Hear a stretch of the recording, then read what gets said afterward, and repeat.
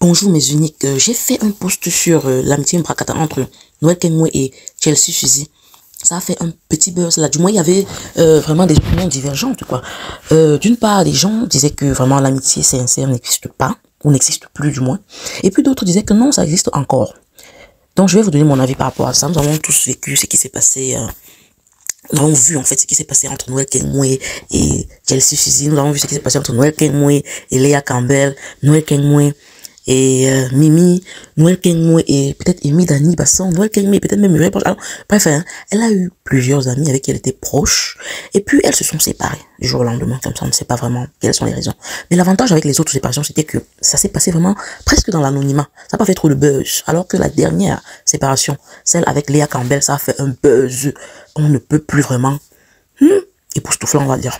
Donc, moi je voulais parler de cette amitié, et je pense que, en fait, le fait d'accuser Noël, dire que si elle est amie avec tout le monde et que tout le monde se sépare d'elle, ça veut dire que c'est elle la fautive.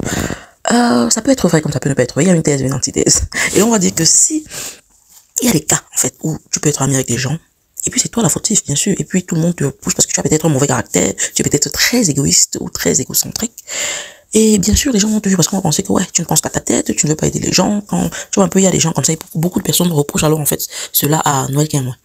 Bon, d'autre part aussi, il y a des amitiés dans lesquelles, parfois, c'est toi qu'on laisse qui a raison.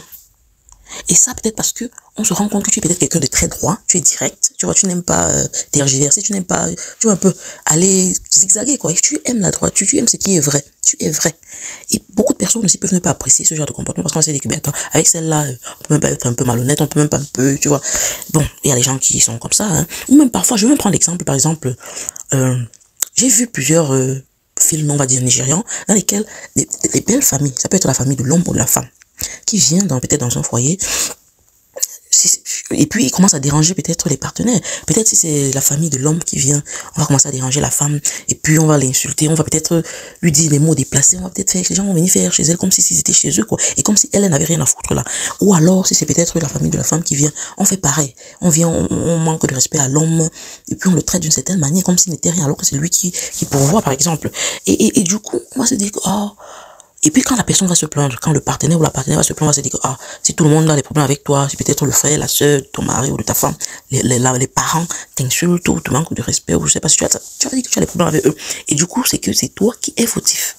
Alors que dans ce cas-là, ce n'est pas toi le fautif, c'est tout le monde qui vient te manquer de respect et tu supportes, tu endures, et le jour où tu exploses et tu t'exprimes, pouf, c'est que tu as manqué de respect. Maman, qu'est-ce que vous pensez de ça? Moi, je me dis qu'il y a encore des amitiés sincères, vraiment. Et donc, dans des situations, c'est comme ça, tu es ami avec quelqu'un, tu es quelqu'un de vrai, et puis quand les gens quand les principes ou les valeurs sont différentes des tiennes, tu peux supporter jusqu'à un certain degré. Après, tu te rends compte que non, on avance, on ne regarde vraiment pas dans la même direction. Tu prends ta route, tu te retires, au calme, sans insulter les gens, bien sûr. Là, c'est très très bien, vraiment.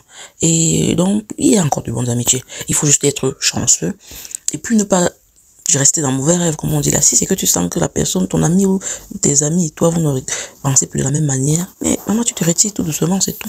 C'est pas forcé, mais il y en a encore. Il y a de très très belles amitiés, vraiment, qui durent de très très longues années.